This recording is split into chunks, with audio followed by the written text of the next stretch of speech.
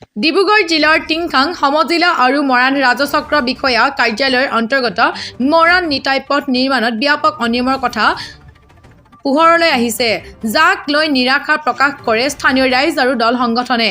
ঠিকাদাৰ প্ৰতিষ্ঠানৰ ওপৰত পথটো পৰিষ্কাৰ নকৰাকৈ ধূলিময় পথৰ ওপৰতে কাৰ্পেটিং কৰা অভিযোগ ৰাইজৰ। উল্লেখ্য যে নিৰ্মাণৰ কিছু দিনৰ পাছতে জহি খহি যোৱা পথছোৱা বহু সময় ৰাইজক জ্বলা-কলা খুৱালে। বৰ্তমান অসম মালা আঁচনিৰ অধীনত পথটোৰ নিৰ্মাণ চলি আছে আৰু তাৰ মাজতে হঠাৎ পুৰণি ঠিকাদাৰে পথছোৱাৰ য'ত মেৰামতি আৰম্ভ কৰে, যাক লৈ বিভিন্নজনে প্ৰতিক্ৰিয়া প্ৰকাশ কৰে। প্ৰথম কথা হ'ল তো এইটো এটা বৰ হাস্যকৰ কথা যে আজি প্ৰায় 3.5 বছৰ 4 বছৰমানৰ আগত এই পথটো নতুনকৈ নিৰ্মাণ কৰা হৈছিলে আৰু ইতিমধ্যে গোটেই পথটো ইমান নিম্নমানৰ সামগ্ৰী দি পথটো নিৰ্মাণ কৰিলে। প্ৰায় 2 বছৰমান যোৱাৰ পিছতে গোটেই পথটো ভাগি ছিগি গ'ল আৰু এই পথটো মৰাণ নিতাই পথটো 4 লেণ্ডৰ পৰা এটা কানেক্টিং ৰোড হয় আৰু যথেষ্ট আমাৰ ইয়াত স্কুলীয়া ছাত্ৰ ছাত্ৰী কণ ছাত্ৰ ছাত্ৰী অহা যোৱা কৰে স্কুল কলেজৰ বাবে। গতিকে যি ধৰণে আচলতে নিৰ্মাণ হ'ব লাগিছিলে ঠিক তেনেধৰণে নিৰ্মাণ নহ'ল আৰু এতিয়া যেতিয়া ভাগি ছিগি গোটেই শেষ হৈ গ'ল, শেষ হৈ যোৱাৰ পিছত এতিয়া ইতিমধ্যে অসম মালাই এতিয়া এই ৰাস্তাটো নিৰ্মাণ কৰিবলৈ কাৰণে আগবাঢ়িছে। কিন্তু আজি হঠাৎ দেখিলোঁ যে এনেধৰণে ক'ৰবাত অলপ এনেধৰণে কাৰ্পেটিং কৰা আমি দেখিবলৈ পালোঁ। গতিকে এইটো কি কাৰণে কৰিছে, এইটো আচলতে অতি হাস্যকৰ বিষয় যে ইমান গোটেই ৰাস্তাটো ভাগিলে ধূলিৰ পৰা কণ স্কুলীয়া ছাত্ৰ ছাত্ৰী অহা যোৱাত যথেষ্ট অসুবিধা হৈছে।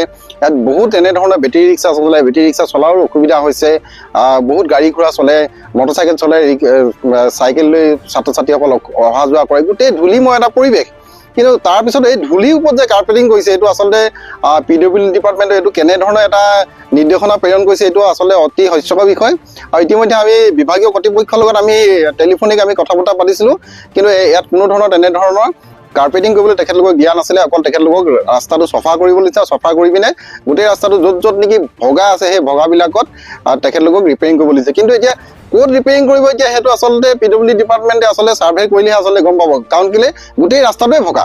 ইয়াত ৰিপেয়াৰিং কৰিবলগীয়া কিবা আছে বুলি আমি নাভাবোঁ যে গোটেই ইয়াত যিমানকেইখন গাঁৱৰ ইয়াত ৰাইজ অহা যোৱা কৰে সকলোৱে ইয়াত জীয়াতু ভুগিছে।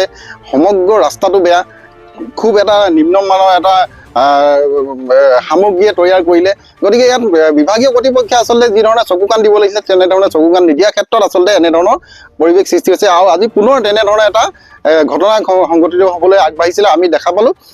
আমি বিভাগীয় কৰ্তৃপক্ষক আমি ফোন কৰিছোঁ, আপোনালোকৰ মাধ্যমৰ জৰিয়তে আমি বিভাগীয় কৰ্তৃপক্ষক জনাব বিচাৰিছোঁ যে এনেধৰণৰ নিম্নমানৰ কাম যাতে নকৰে আৰু ৰাইজৰ পইচা যাতে অথলে এনেই যাতে খৰচ নকৰে, সঠিক য'ত লাগে তাত সঠিকভাৱে ব্যৱহাৰ কৰিবলৈ আমি সদৌ টাই আহোম ছাত্ৰ সন্থাই আমি তেখেতলোকক আহ্বান জনাইছোঁ। আৰু ইতিমধ্যে এই ৰাস্তাটোৱে প্ৰায় 36 কোটিৰো অধিক টকাৰে অসম মালা এতিয়া নিৰ্মাণ কৰিবলৈ আৰম্ভ কৰিছে। গতিকে আমি অসম মালাৰ যিসকল নিবিদা পাইছে তেখেতলোককো আমি আহ্বান জনাইছোঁ যাতে ৰাস্তাটো যাতে খুব সুন্দৰকৈ নিৰ্মাণ কৰে আৰু যিখিনি আচলতে সামগ্ৰী ইয়াত যিখিনি ব্যৱহাৰ কৰিবে সেই সামগ্ৰীখিনি যাতে নিম্ন মানদণ্ডৰ নহয়, যাতে ভাল ধৰণৰ সামগ্ৰী ব্যৱহাৰ কৰে তাৰ প্ৰতি আমি তেখেতলোকলৈ আহ্বান জনাইছোঁ। আৰু এই যিখিনি ইয়াত এতিয়া যিখিনি আমি দেখিবলৈ পাইছোঁ যে তেখেতলোকক আমি সুধিছোঁ, যিসকলে কাম কৰি আছে তেখেতলোকে কৈছে যে আমাক কণ্টেক্টাৰে লোকেশ্যন দিছে, আমি সেই লোকেশ্যন মতে কাম কৰিছোঁ। কিন্তু আমি দেখিবলৈ আছে য'ত নেকি বেছি ভাল হৈ আছে ৰাস্তাটো তাতহে ৰিপেয়াৰিং কৰিছে আৰু য'ত নেকি বেছি বেয়া হৈছে সেইডোখৰত কিন্তু ৰিপেয়াৰিং কৰা আমি দেখা পোৱা নাই। গতিকে আমি পুনৰবাৰ আপোনালোকৰ মাধ্যমেৰে বিভাগীয় কৰ্তৃপক্ষসকলক আমি আহ্বান জনাইছোঁ, এনেধৰণৰ কাম যাতে নকৰে, যি কাম কৰে যাতে ভালকৈ কৰে তাকে আমি দাবী জনাইছোঁ সদৌ টাই আহোম ছাত্ৰ সন্থাই। অনাগত দিনত যদি এনেধৰণৰ কাৰ্য যদি তেখেতলোকে কৰিবলৈ হয় নিশ্চিতভাৱে আমি গণতান্ত্ৰিক প্ৰতিবাদ কৰিবলৈ আমি বাধ্য হ'ম। আপোনাৰ ঘৰৰ সকলো প্ৰয়োজনীয় সামগ্ৰী একে স্থানতে উপলব্ধ কৰিবলৈ মৰাণৰ নিৰ্ভৰযোগ্য প্ৰতিষ্ঠান অসম ইলেক্ট্ৰিকেলৰ নতুন প্ৰতিষ্ঠান মৰাণ আৰক্ষী থানাৰ সন্মুখত অসম ইলেক্ট্ৰিকেল আৰু অসম চেনিটেৰী। অসম ইলেক্ট্ৰিকেল আৰু অসম চেনিটেৰীত উচিত মূল্যত উপলব্ধ আছে বিভিন্ন আগশাৰী কোম্পানীৰ ইলেক্ট্ৰিকেল সামগ্ৰী, ৱাটাৰ পাম্প, ষ্টাইলছ, অত্যাধুনিক bathroom fittings, TV, fridge, sanitary pipe fittings, mobile ডোৰ fittings আৰু বিভিন্ন সামগ্ৰী।